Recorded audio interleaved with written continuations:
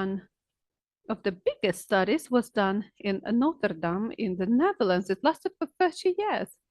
And it was about the long-lasting grieving or prolonged grief disorder.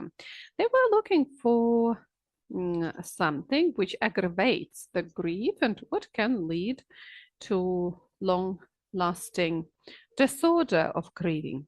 Just imagine that in Rotterdam, they had several districts and there were all the people over 55. There were like 5,000 or more of them, and all they were polled. They were asked whether they lost somebody, whether they missed somebody, how do they feel themselves, and what was going on. It was 5,741 persons.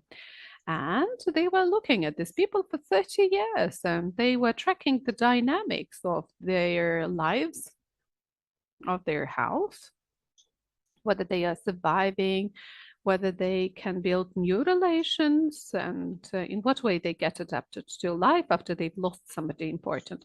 What's important here, that they were questioned, they were polled, right? A question at the very beginning, then once every 6 years, they were coming back to check, to verify,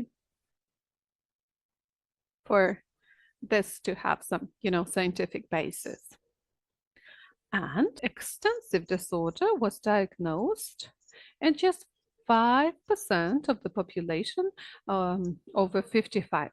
So coming back to our figures, we have several million elderly people. Can you imagine how many people who are going through this traumatic grief?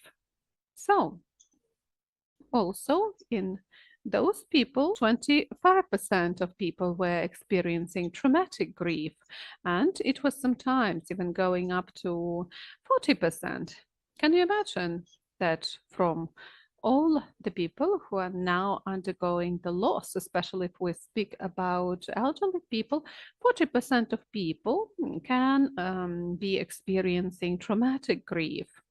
So these figures are stunning, and they are even scary, but they may also inspire us to certain actions.